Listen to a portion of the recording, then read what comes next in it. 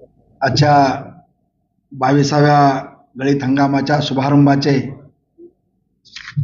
उद्घाटक परम आदरणीय परमपूज्य विद्यानंदजी सागर महाराज, ज्यांच्याबद्दल मागच्या एक 2-3 कार्यक्रमाच्या निमित्तानं माझा योग आला भेटण्याचा, त्यांचे विचार ऐकण्याचा योग आला आणि त्यामुळे यावर्षी गळीत हंगामाचा शुभारंभ अशाच एका संत महात्म्याच्या हस्ते व्हावा ही मनोमन इच्छा होती. त्यामुळं प्रथमतः बाबांचं मी मनपूर्वक या नॅचरल परिवारामध्ये हार्दिक स्वागत करतो. आजच्या गळीत हंगामाच्या महापूजेचे मानकरी माननीय राकेश रामकृष्णजी माकुडेजी आणि त्यांच्या सुविद्य पत्नी, आपले संचालक कृषीभूषण पांडुरंगजी आव्हाड, संचालिका गोरेताई, आदरणीय आपले मार्गदर्शक काळदाते मालक, कारखान्याचे सर्व संचालक प्रवर्तक, कारखान्याचे सर्व व्यवस्थापक, दिवेकर साहेब, सर्व खाते प्रमुख, या कार्यक्रमासाठी उपस्थित सर्व सभासद बंधू, ऊस उत्पादक बंधू आणि माझे सर्व कर्मचारी बंधू आणि भगिनींनो, आजचा हा 22वा गळीत हंगामाचा शुभारंभ एका अशा सत्पुरुषाच्या हस्ते संपन्न झालेला आहे की ज्या माध्यमातून खऱ्या अर्थानं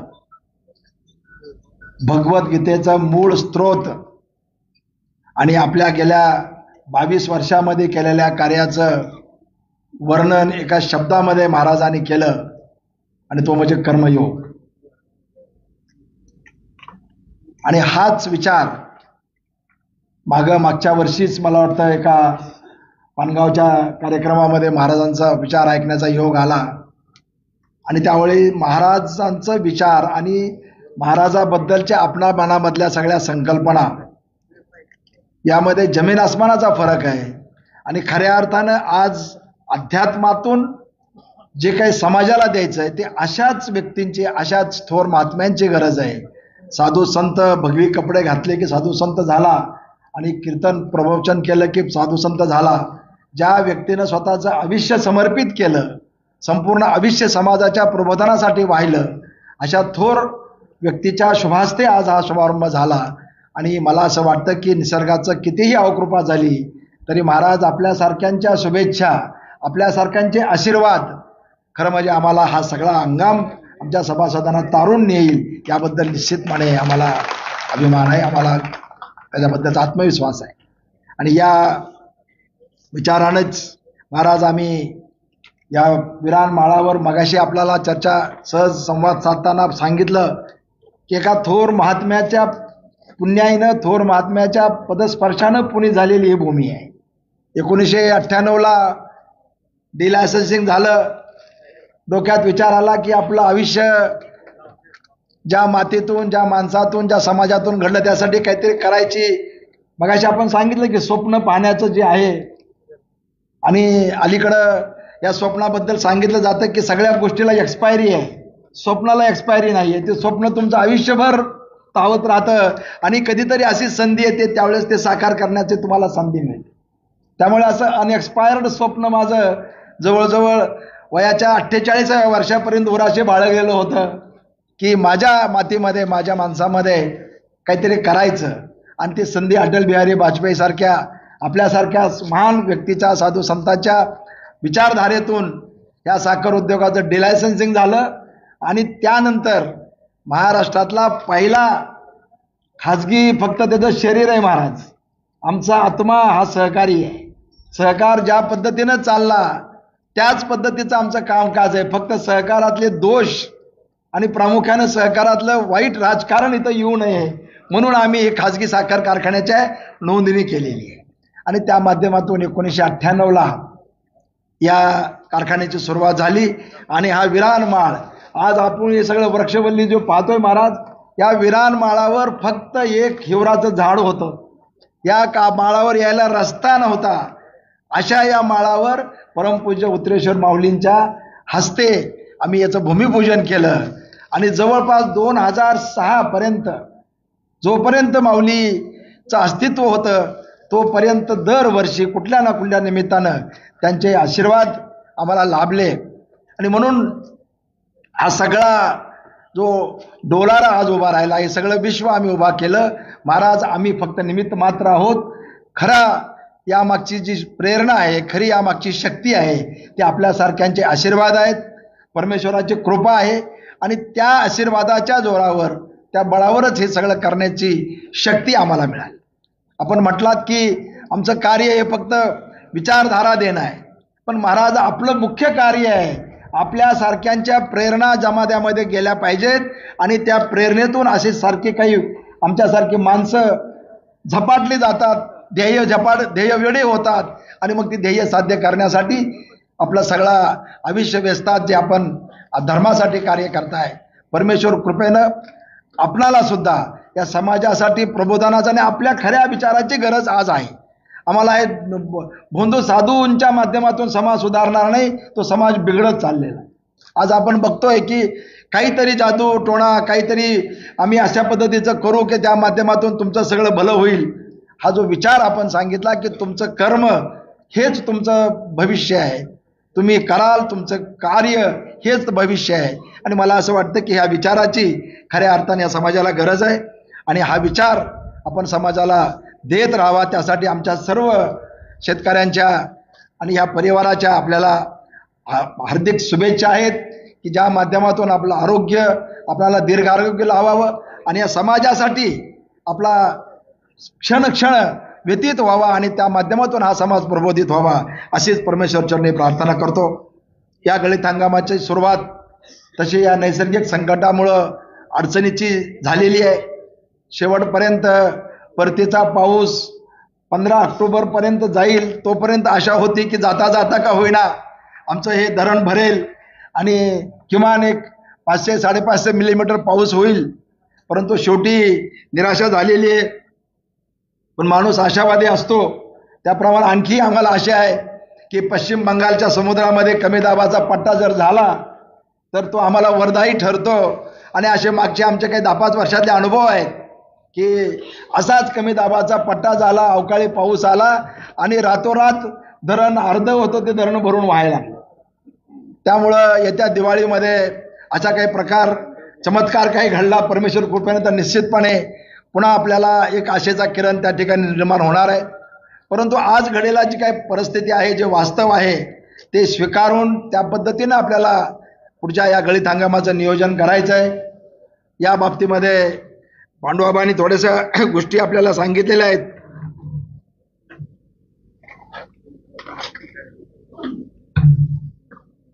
प्रामुख्याने यावर्षीचं गाळपाचं उद्दिष्ट 12 लाखाचं आहे. कार्यक्षेत्रामध्ये 15,000 हेक्टर ऊस उपलब्ध आहे.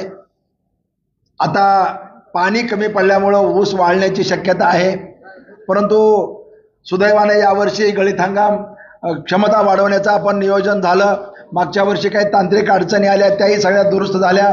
गव्हाणीची लांबी वाढवलेली आहे आणि त्यामुळे यावर्षी संपूर्ण यंत्रसामुग्री ही सुसज्ज अशी आहे की 7,500 टन गाळप नक्की आपलं होऊ शकेल, अशा पद्धतीचं सगळं नियोजन आपण केलेलं आहे. आणि त्यामुळं 7,500 टन गाळप क्षमतेच्या दृष्टीनं एका महिन्यामध्ये 2 ते 2.25 लाख टन गाळप आपलं होणार आहे. आणि साधारणपणे 5 महिन्यामध्ये हा संपूर्ण उपलब्ध असलेला ऊस 100% गाळप 31 मार्चपर्यंत आपण पूर्ण करू असा आपल्याला आत्मविश्वास आहे. आणि त्यामुळं 31 मार्चपर्यंत कुठल्याही परिस्थितीमध्ये एक टिपरूही शिल्लक राहणार नाही. आणि जो ऊस आहे 100% ऊस गाळप करण्याची क्षमता आता निर्माण झालेली आहे. अशा परिस्थितीमध्ये ऊस इतर विल्हेवाट होता कामा नये. त्याबाबतचे पांडुआबांनी उदाहरणं सांगितले. मागं बॉयलर प्रदीपांच्या कार्यक्रमामध्ये याबद्दलचं मी सविस्तर विवेचन आपल्यासमोर मांडलेलं आहे. परंतु या बदलत्या नैसर्गिक संकटाला सामोरं जात असताना आपल्याला माहिती आहे की महाराज आम्ही जे म्हणून संकट आमच्यावर येत गेली गेल्या 20-22 वर्षामध्ये, त्या प्रत्येक संकटाच्या मागे एक संधी आम्हाला सापडली आणि त्या संधीचं सोनं करण्याचा प्रयत्न केला आणि त्यामधून एक नवीन संकल्प, नवीन प्रकल्प निर्माण झाले. बघा, आमचे स्टील प्लांट असेल, आमची वीज ह्या MSEBीने घेतली नाही, विजेचं काय करायचं हा एक संकट आमच्या समोर होतं आणि म्हणून त्यामधून आम्हाला विचार सुचला आणि स्टील प्लांट आम्ही उभा केला. पाणी असं 2004-05 मध्ये दुष्काळ झाला, कारखाना चालवायला पाणी नाही आणि मग ऊस उभा होता पण पाणी नव्हतं. अशा परिस्थितीमध्ये पाणी नाही म्हणून कारखाना बंद व्हायची पाळी आली आणि म्हणून आमचे असेच एक संचालक वारले दुर्दैवानं, AR पाटील म्हणून होते. त्यांनी सांगितलं की ऊसामध्ये इतकं पाणी आहे, ते ऊसातल्या पाण्यावर कारखाना चालतो आणि आम्हाला ते आश्चर्य वाटलं. त्यांना म्हटलं की 5 दिवस या. ते आले, आमच्या यंत्रसामुग्रीमध्ये छोटे मोठे बदल केले आणि महाराज त्यावेळेस 2004 पासून हा 100% ऊसातल्या पाण्यावर कारखाना चालतो. एवढंच नाही तर हा संकल्प संपूर्ण महाराष्ट्रामध्ये सगळ्या साखर कारखान्यांना आम्ही जे काही तंत्रज्ञान आम्ही वापरलं ते सगळं आम्ही सगळ्यांना पुरवठा केलं आणि त्या माध्यमातून स्वयंपूर्ण पाणी ऊसातलं वापरण्याचं, बाहेरचं पाण्याचा वापर तर कमी झाला, पण कारखान्याच्या सांडपाण्यामुळे जे प्रदूषण होत आहे ते 100% कमी केलं. म्हणजे अशा पद्धतीनं अनेक संकट येत गेली. त्या संकटामधून मात करत करत करत आम्ही आजपर्यंत पोहोचलो. तसंच आता सुद्धा हे आलेलं संकट आहे आणि या संकटावर मात करताना एक नवा उपक्रम आम्ही जाहीर केलेला आहे. कारण गेल्या 2 वर्षापासून केंद्र सरकारनं फार मोठ्या प्रमाणामध्ये इथेनॉल निर्मितीला प्रोत्साहन दिलं आणि या इथेनॉलच्या माध्यमातून आज आपण आत्मनिर्भर भारत होण्याचं मोदींचं स्वप्न आहे ते आपण साकार करू शकलो. 40,000 कोटी रुपये आपण परकीय चलन वाचवलं आणि त्या माध्यमातून इथेनॉल पेट्रोलमध्ये मिसळलं जातं आणि या इथेनॉलचा सगळा 100% पैसा हा शेतकऱ्यापर्यंत पोहोचलेला आहे. आणि आता हे इथेनॉल निर्मिती करण्यासाठी जी काही मोलॅसेस लागतं किंवा ऊसाचा रस लागतो त्याचं प्रमाण कमी होत आहे आणि म्हणून महाराज आम्ही एक यावर्षी नवी संकल्पना सुरू केलेली आहे की आम्ही गोड ज्वारीचं एक नवीन वाण आम्ही आमच्या परिसरामध्ये आणलेलं आहे आणि त्या गोड ज्वारीपासून 110 दिवसामध्ये या गोड ज्वारीपासून इथेनॉल निर्मिती करण्याचा, त्या ज्वारीपासून रस तयार होतो आणि त्याच्यावर उत्कृष्ट दर्जाचं इथेनॉल तयार होतो. हा प्रयोग लॅबोरेटरी बेसिसवर झालेला आहे. परंतु परवाच मी जर्मनीला गेलो होतो आणि त्या ठिकाणी असे अनेक कारखाने, इथेनॉलचे कारखाने या स्वीट सरगम त्याला म्हणतात इंग्रजीमध्ये, त्या गोड ज्वारीवर चालतात आणि म्हणून तोही प्रयोग यावर्षी आमच्याकडे करायचा आम्ही नियोजन केलंय. आता मला शेतकरी बंधूंना सांगायचं आहे की आपण तो स्वीट सरगमचं बियाणं सुद्धा आता उपलब्ध झालेलं आहे आपल्याला आणि त्यामुळं 15 नोव्हेंबरपर्यंत जेवढं हरभरा पेरण्याच्या ऐवजी तुम्ही ही गोड ज्वारीची पेरणी करा. आपल्या ज्वारीसारखंच पेरायचं. एकरी 3 किलोचं बियाणं लागतंय. नॅचरल बाजारमध्ये बियाणं उपलब्ध केलेलं आहे. कंपनीचा 450 रुपये किलोचा भाव आहे. आपण 150 रुपये त्यामध्ये सबसिडी देतोय, अनुदान देतोय आणि 300 रुपये किलोनं म्हणजे 900 रुपयाचं फक्त बियाणं लागणार आहे. एकरी आपल्याला कमीत कमी 20 ते 25 टन 110 दिवसामध्ये ते सगळं पाला सगट, तुमच्या कंचा सगट तोडून कारखाना आणणार आहे. मेकॅनिकल हार्वेस्टरनं आपण ते तोड करणार आहोत आणि 2,000 रुपये प्रति टन ह्या चिपाळाला सुद्धा महाराज आम्ही भाव जाहीर केलेला. 2,000 रुपये टन तोड वाहतूक कारखाना करणार आहे आणि यावर्षी कमीत कमी 4 ते 5,000 एकरचं उद्दिष्ट ठेवलेलं आहे. त्यामुळं हरभरा घेणं पेक्षा सोयाबीन निघालंय. आता सोयाबीन निघाल्याबरोबर ही गोड ज्वारीचं पीक आपल्याकडे घ्या आणि कमीत कमी मार्चच्या 15 तारखेपासून कारखाना बंद होताना ऊसाबरोबर आपण ह्या गोड ज्वारीचा सुद्धा गाळप ह्याच गव्हाणीमध्ये टाकून करणार आहोत आणि तो संपूर्ण ज्यूस आपण इथेनॉल निर्मितीसाठी घेणार आहोत. त्यामुळे साखर उत्पादनामध्ये थोडीशी घट झाली तरी हरकत नाही, पण इथेनॉलचं उत्पादन मोठ्या प्रमाणामध्ये झालं पाहिजे. आदरणीय पंतप्रधानांनी फार शेतकऱ्यांच्या जीवनामध्ये या इथेनॉलच्या माध्यमातून क्रांतिकारक असे निर्णय घेतले. गेल्या 9-10 वर्षामध्ये 2-2.25% इथेनॉल मिश्रण होतं, ते आज 10% पूर्ण केलं आणि 2025ला 20%चं उद्दिष्ट आपल्याला दिलेलं आहे. आणि त्यामुळं आता कालच त्याचं टेंडर केंद्र सरकारचं आलं. मागच्या वर्षी 450 कोटी लिटर ची आवश्यकता होती ती साखर उद्योगानं पूर्ण केली. आता यावर्षी 20% इथेनॉल मिश्रणासाठी 825 कोटी लिटरचं टेंडर काल काढलेलं आहे केंद्र सरकार. आणि एक प्रचंड मोठी संधी या माध्यमातून आपल्याला मिळालेली. महाराज, आमचा नेहमी एक दृष्टिकोन राहिला आहे की या काळ्या आईच्या माध्यमातून जे जे पिकतं त्या पिकणाऱ्या प्रत्येक उत्पादनावर प्रक्रिया केली पाहिजे, त्याचं मूल्यवर्धी केली पाहिजे आणि ते मूल्यवर्धी केल्यानंतरचा फायदा हा शेतकऱ्यांना मिळाला पाहिजे. आज होतं काय की आज आम्ही हे सगळं मूल्यवर्धी, आम्ही सोयाबीन पिकवतो, डाळी पिकवतो आणि ह्या पिकवल्याच्या प्रक्रिया होतात मोठ्या शहरामध्ये आणि त्या शहरातला व्यापारी असेल, त्या शहरातला उद्योजक असेल, कारखानदार असेल, तो त्याचा नफा घेतो. पण तेच प्रकल्प जर आपल्या भागामध्ये झाले, आमच्या शेतकऱ्याच्या मालकीने झाले, तर त्या माध्यमातून आपल्याला त्याचं मूल्यवर्धी, त्याचं व्हॅल्यू ॲडिशन हे शेतकऱ्यांना कच्च्या मालाच्या स्वरूपामध्ये जादा भाव देण्यामधून होईल आणि त्या दृष्टीनं आपल्याला याची फार नितांत गरज आहे. आणि म्हणून आम्ही यावर्षी या प्रक्रियेसाठी आपल्याला स्वीट सरगमचा लागवडीचा एक मोठा कार्यक्रम आम्ही हाती घेतलेला आहे. त्याचबरोबर आता आम्ही या बायोगॅस जो तयार होतोय आमच्या सगळ्या सांडपाण्यापासून, कारखाना डिस्टिलरीपासून, त्यापासून बायोगॅस आम्ही तयार करतोय. त्या बायोगॅसला सुद्धा काही जे इथेनॉलचा वेस्टेज कमी पडणार आहे, तर त्यासाठी सुद्धा एक नवीन प्रयोग आम्ही गेल्या 4-6 महिन्यापासून सुरू केला महाराज.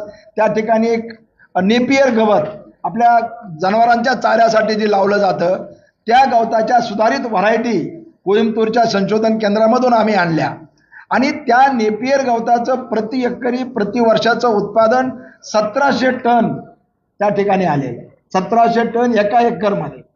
वर्षातून त्याचे 4 तोडे होतात. 3 महिन्याला त्याची तोड केली जाते. आज आपल्या सर्वसामान्य शेतकऱ्याच्या मेहनतीला एक 500 टन तर नक्की येईल. कारण मागच्या जूनमध्ये आम्ही इथं कारखान्याच्या ह्याच्यामध्ये आम्ही घेतला तर त्या ठिकाणी आम्हाला 85 टन एका तोड्याला उतार मिळाला. असे 4 तोड्यामध्ये 350 टनाचा उतार त्या ठिकाणी मिळालेला आहे. आणि त्यामुळं त्याची सुद्धा आपल्याकडं बेण्याची उपलब्धता केलेली आहे. त्यामुळे माझी विनंती आहे की प्रत्येक शेतकऱ्यानं आता उसाला पर्याय म्हणायला हरकत नाही. ज्या ज्या वेळेस असं नैसर्गिक संकट आपल्याला येईल त्या वेळेस आपल्याला त्या पर्यायी पिकाची सुविधा उपलब्ध करून घ्यावी लागेल. आणि त्या दृष्टीनं ही 2 पिकं, एक स्वीट सरगमच्या गोड ज्वारीची लागवड आणि त्याचबरोबर आपल्याला या नेपियर गवत. आणि नेपियर गवताचं वैशिष्ट्य असं आहे की तुम्ही एकदा ते लावलं त्याला अंतर्मशागत करावी लागत नाही, खतं घालावी लागत नाहीत. एकदा लावलं की वर्षातून दर 3 महिन्याला तोडलं जातं. म्हणजे आज महाराज दुधाचा आमचा व्यवसाय आहे. शेतकऱ्याला दर 10 दिवसाला दुधाचे पैसे मिळतात. त्या पद्धतीनं दर 3 महिन्याला या नेपियर गवताचे पैसे मिळणार आहेत. त्याचा सुद्धा आम्ही 1000 रुपये प्रति टन स्वतः कारखाना तोड वाहतूक करून आणणार आहे. तर अशा पद्धतीनं तोही पर्याय सुरू केलेला आहे. आणि त्या गवताचं 5 ते 6 वर्ष खोडवा चालू राहतो. म्हणजे फक्त त्याला पाण्याची सुविधा उपलब्ध असली पाहिजे. आणि त्यामुळं ज्यांच्याकडे म्हणून पाणी उपलब्ध असेल त्याने 1 एकर 2 एकर नेपियर गवत आणि 1 एकर 2 एकर ज्याच्याकडं पाणी कमी आहे, ह्या ज्वारीला तर फक्त 2 ते 3 पाणी लागतात, आहे त्या ओलीवर आपण ताबडतोब पेरावं. जवळजवळ आपण 5000 एकरचं बियाणं उपलब्ध करून दिलेलं आहे. आणि त्या माध्यमातून 110 दिवसामध्ये म्हणजे 31 मार्चपर्यंत पूर्ण कारखान्याचं गाळप संपत येत असताना हा 5000 एकरवरील गोड ज्वारीचं पीक सुद्धा आपण घेणार आहोत. आणि या माध्यमातून आपल्याला हे पर्याय शोधावे लागतील. नैसर्गिक संकट येणारच आहे.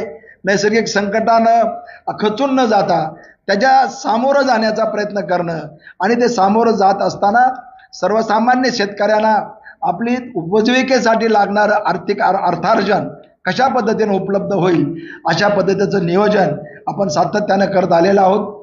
आणि या माध्यमातून आपल्याला ह्या नॅचरल परिवारामधला जो प्रकल्प आहे, हे प्रकल्पाच्या माध्यमातूनचा जो यज्ञ आपण उभा केलेला आहे तो सातत्यानं चालू ठेवायचा आहे. या हंगामाच्या बाबतीमध्ये यंत्रसामुग्री सुसज्ज झालेलं आहे. सरकारनं आम्ही विनंती केली होती की 15 ऑक्टोबरपासून आम्हाला गाळप सुरू करायला परवानगी द्या. आमच्याकडे दुष्काळी परिस्थिती आहे, मराठवाड्यामध्ये पाणी नाही, ऊस वाळायला लागलेला आहे. काय चाललंय, जरा आवाज बंद करा. आणि अशा परिस्थितीमध्ये आपण 15-20 दिवस गेले तरी सुद्धा आज शेतकरी हवालदिल झाला. परंतु शेवटी परवा मंत्री समितीची बैठक झाली आणि आता 1 तारखेपासून शासनानं परवानगी दिलेली आहे.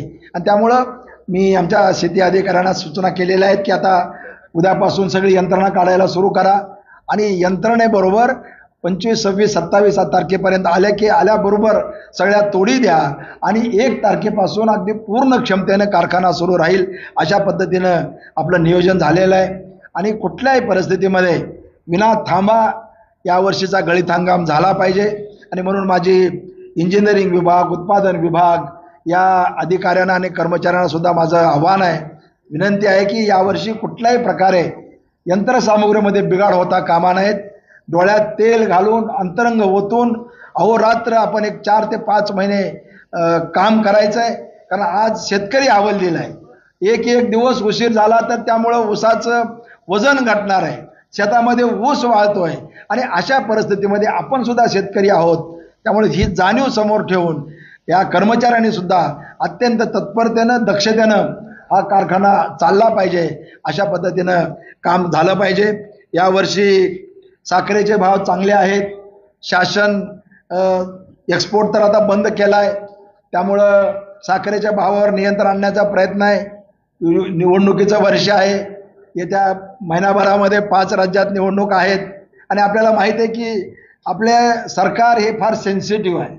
म्हणजे आपल्याला आठवत असेल की मागं 5-10 वर्षापूर्वी केवळ कांद्याचे भाव वाढले म्हणून दिल्ली सरकार कोलॅप्स झालं. त्यामुळे कांदा असेल, टोमॅटो असेल, साखर असेल, हे अत्यंत संवेदनशील असे पदार्थ आहेत आणि त्यामुळे सरकारचं लक्ष आहे की जे साखरेचे भाव वाढता कामा नये.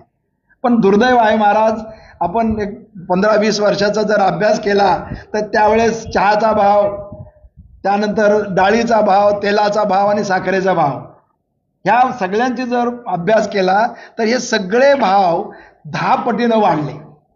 साखरेच्या भावामध्ये दुप्पट सुद्धा वाढ होऊ दिलेली नाही, का तर अत्यावश्यक आहे. उलट आता अत्यावश्यक राहिलं नाही, साखर खाल्ल्यानं डायबिटीज व्हायला आहे, त्यामुळे अत्यावश्यक तर काही नाही आहे. पण सरकारच्या डोक्यामधलं हे अत्यावश्यक जात नाही आणि म्हणून सरकार सतत भाव नियंत्रित ठेवण्याचा प्रयत्न करत आहे. परंतु जर यावर्षी भाव चांगले राहिले, गाळप आपलं पूर्ण उद्दिष्टाप्रमाणे 12 लाख जर झालं तर सभासद बंधूंना मला एकच सांगायचं आहे की ऊसाच्या भावाबद्दलचा अजिबात चिंता करू नका. तुमच्या मनामध्ये जो भाव अपेक्षित आहे त्यापेक्षा कितीतरी जास्त भाव आपण निश्चितपणे देऊ शकतो, अशी आर्थिक परिस्थिती राहणार आहे. मला आज त्या भावाबद्दल काही आकडा मुद्दाम सांगायचा नाही, कारण ते सांगून बाकीचं मोहळ मला अंगावर घ्यायचं नाही आहे. ते एक फार मोठा अडचणीचा भाग असतो. परंतु पहिला हप्ता असेल किंवा अंतिम भाव असेल, यावर्षी परिस्थिती चांगली आहे. मागच्या गळीत हंगामामध्ये आपण आमच्या सर्व शेतकरी बांधवांनी भरपूर ऊसाचा सप्लाय केला, कर्मचाऱ्यांनी चांगलं काम केलं आणि प्रामुख्यानं आमच्या डिस्टिलरी आणि डेअरी प्रकल्पानं भरीव असं योगदान दिलं आणि म्हणून चांगला नफा झाला. सभासदांना 25% डिव्हिडंड देता आला. कारखान्यानं 87 कोटी रुपये सरकारच्या तिजोरीमध्ये टॅक्सच्या स्वरूपामध्ये घातले आणि जवळजवळ 1150 कोटी रुपये शेतकरी आणि आमच्या तोडणी वाहतूक मजुरांच्या खिशामध्ये गेले. असं एक प्रचंड मोठं काम, रेकॉर्ड ब्रेक, ऐतिहासिक असं रेकॉर्ड काम मागच्या वर्षी झालं आणि ते रेकॉर्ड यावर्षी सुद्धा मोडण्याची आपली क्षमता आहे आणि ते करण्यासाठी 100% ऊस गाळप झाला पाहिजे. आणि त्या गाळपामधून या स्वीट सरगमच्या माध्यमातून जे काही उद्दिष्ट यावर्षी किमान 5 कोटी लिटर एवढं इथेनॉलची निर्मिती आपल्याला करायची आहे आणि त्यासाठी ही स्वीट सरगमची लागवड सुद्धा 5000 एकरवर झाली पाहिजे. त्या दृष्टीने आपण हे सर्व नियोजन करावं. अत्यंत सत्पुरुषाच्या आणि अत्यंत महत्त्वाच्या अशा महान व्यक्तीच्या शुभास्ते आज हा शुभारंभ झाला. त्यांचा आशीर्वाद अत्यंत मोलाचा आहे आणि त्यामुळं नैसर्गिक संकट कितीही आली तरी अशा महान व्यक्तींचे आशीर्वाद हे आपल्याला ढाल म्हणून आपल्या समोर येतात आणि एक संरक्षण आपल्या समोर उभा राहतं. त्यामुळे या सर्व उपक्रमाच्या माध्यमातून आपल्याला हा एक मोठा संदेश महाराजांच्या माध्यमातून मिळालेला आहे. ऊस गाळपाच्या बाबतीमध्ये असं काय मला नाही वाटत कोणाच्या मनात शंका राहिली. आता सभासद, बिगर सभासद वगैरे, सभासद, बिगर सभासद, नोंदलेला, बिगर नोंदलेला 100% सगळा ऊस आपण गाळप करणार आहोत. फक्त एकच आहे की ज्या सभासदाने इमानदारीनं नोंदी दिल्या, महिना 2-2 महिने आमच्या प्रोग्रामप्रमाणे वाट बघितली, त्या सभासदांचं प्राधान्यानं नियमाप्रमाणे पहिल्यांदा तो ऊस गाळप होईल. ज्या शेतकऱ्यांना असं वाटलं गेल्या वर्षी की बाहेर जाऊन थोडी चव बघावी, पण ते पश्चातापात गेले, पण त्यांना सुद्धा आम्ही सगळं माफ केलं, त्यांचाही आम्ही ऊस घेणार आहोत. फक्त आमचा हा प्रोग्रामचा ऊस डिसेंबरपर्यंत पूर्ण संपवून घेऊ आणि जानेवारीपासून इतर विल्हेवाट झाला असेल किंवा ज्यांच्या नोंदी झालेल्या नाहीत, अशा नोंदी तर बिगर नोंदीचा ऊस तर आता नोंदी घ्यायला आम्ही चालू केला. प्रश्न फक्त इतर विल्हेवाटीचा जो आहे, तो इतर विल्हेवाटीचा सुद्धा ऊस आपण 1 जानेवारीपासून नोंदी घेणार आहोत. आणि त्या पद्धतीनं, कारण काय होत आहे की आज 7,200 हेक्टर एवढ्या नवीन ऊसाची लागवड मागच्या वर्षी 30 नोव्हेंबरपर्यंत झालेली आहे. आज 80 टनाचा जरी उतार धरला तर 8-7-56 म्हणजे 5,60,000 ऊस हा नोव्हेंबरपर्यंतचा उपलब्ध आहे. एका महिन्यामध्ये 2.25 लाख टन ऊस आम्ही गाळू शकतो. म्हणजे नोव्हेंबर आणि डिसेंबरपर्यंत आमचा नोव्हेंबरचा प्रोग्राम संपत नाही. हे वास्तव सुद्धा तुमच्यासमोर मांडलं पाहिजे. लोकांचे गैरसमज होतात, प्रोग्राम मागं पडला, बिगर सभासदाचा आणला, अमकच आणला, तमकच आणला, असं नाही आहे. आपला प्रोग्राम काटेकोरपणे राहील. सभासदाचा प्रोग्राम आणि बिगर सभासदाचा प्रोग्राम पॅरलली दोन्ही प्रोग्राम चालू राहतील. परंतु ज्या सभासदांच्या आणि बिगर सभासदांचे रीतसर कुठली इतर विल्हेवाट न करता आपल्याला ऊस घातलेला आहे, त्या सगळ्या सभासद बिगर सभासदांचा नोव्हेंबर अखेरचा ऊस डिसेंबरपर्यंत आम्ही गाळप करणार आहोत. आणि 1 जानेवारीपासून उर्वरित सभासद बिगर सभासद आणि जे इतर विल्हेवाटी झाल्या असतील त्यांच्या नोंदी आम्ही घेऊ आणि तोही ऊस आपण गाळप करू. आणि मग तो जानेवारी, फेब्रुवारी, मार्च 3 महिन्यामध्ये उर्वरित सगळा ऊस गाळप होणार आहे. म्हणजे 5 महिन्याचा हा सगळा कार्यक्रम आहे. आणि त्यामुळे या 5 महिन्यामध्ये आपला 12 लाख टनाचं उद्दिष्ट गाळपाचं पूर्तता करायची आहे. ऊसाच्या पहिल्या हप्त्याच्या बाबतीमध्ये सुद्धा आणखी आम्ही काही त्याचं वर्किंग केलेलं नाही. साखरेचे भाव काय राहतात, इथेनॉलचं उत्पादन कसं राहत आहे, परंतु मागच्या वर्षीपेक्षा निश्चितपणे जास्त पहिला हप्ता आपल्याला नक्की मिळेल. त्याचाही अभ्यास करण्याचा आमचं चालू आहे. इतरही कारखान्यांचे अभ्यास चालू आहेत. आणि त्या दृष्टीनं मराठवाड्यामधला सर्वाधिक पहिला हप्ता आणि सर्वाधिक भाव हा नॅचरलचा नक्की राहणार आहे. जसं आमच्या माकुडेंनी कॉन्फिडंटफुली सांगितलं की पुढच्या वर्षी सुद्धा मीच मानकरी ठरणार आहे, कारण एवढा त्यांच्यामध्ये आत्मविश्वास आहे, तेवढी त्यांची मेहनत आहे, तितकाच आत्मविश्वास आपला सर्वांच्या सहकार्यानं माझ्यामध्ये सुद्धा आहे. आणि तेवढ्या दृष्टीनं आर्थिकदृष्ट्या आता अत्यंत सक्षम झालेलो आहोत. गेल्या वर्षभरामध्ये महाराज 1 नया पैशाचं कर्ज न घेता 1150 कोटी रुपयाची उलाढाल कारखान्यानं स्वनिधीमधून स्वतःच्या फंडामधून केली. महाराष्ट्रामधलं एकमेव उदाहरण आहे की 1 नया पैसा कर्ज नाही, प्लेज नाही, टर्म लोन नाही, काही घेतलेलं नाही. आणि शिवाय या कारखान्याच्या 100-125 कोटीच्या FD बँकामध्ये आम्ही ठेवलेल्या आहे. आम्ही विश्वस्त आहोत. हे सर्व जे काय आहे या सर्व सभासदांचं आहे. आणि विश्वस्त म्हणून जी विश्वस्ताची भूमिका आहे ती इमाने इतबारे राबवण्याचं काम परमेश्वर कृपेनं आम्ही करत आहोत. अशाच प्रकारचे आपले आशीर्वाद आम्हाला राहावेत. आणि आपल्या आशीर्वादाच्या बळावर निश्चितपणे जे उद्दिष्ट राहील ते उद्दिष्टपूर्ती निश्चितपणे होईल. पण महाराज, आमचं उद्दिष्ट एकच आहे की या साऱ्या पंचक्रोशीमधला सर्वसामान्य फुटका तुटका दीन दलित गोर गरीब जो कोणी असेल त्याच्या जीवनामध्ये आर्थिक क्रांती झाली पाहिजे, तो स्वावलंबी झाला पाहिजे आणि आर्थिकदृष्ट्या सक्षम झाला पाहिजे. एवढंच परमेश्वराकडे आमचं मागणं आहे. आणि त्यासाठी आपल्यासारख्यांची आशीर्वादाची नितांत गरज आहे. आपण आलात, आपण अत्यंत मोलाचं मार्गदर्शन केलं, आपले विचार आम्हाला अत्यंत प्रभावित करून गेले. अशाच प्रकारचा संवाद, संपर्क आणि सहवास यापुढेही आपला राहावा, एवढंच आपल्या परमेश्वर चरणी प्रार्थना करतो. आपल्या सर्वांनी प्रचंड मोठ्या विश्वासानं, प्रचंड मोठ्या निष्ठेनं या परिवारावर आपण विश्वास टाकलात. खरं म्हणजे महाराज, आमच्या या सगळ्या यशस्वी रथाचे आमचे ऊस उत्पादक शेतकरी आणि माझे कर्मचारी हे 2 चाकं आहेत. हे 2 चाकं इतक्या ताकदीनं आणि इतक्या वेगानं धावतायत. माझं काम हे फक्त एक सारथ्याचं काम आहे, करणारा परमेश्वर आहे. आणि त्यामुळे हे यश हे आमच्या दोन्ही शेतकऱ्यांचं आणि कर्मचाऱ्यांचं आहे. हे यश अशाच प्रकारे प्रगल्भित होत राहावं अशा प्रकारची प्रार्थना करतो आणि थांबतो. धन्यवाद.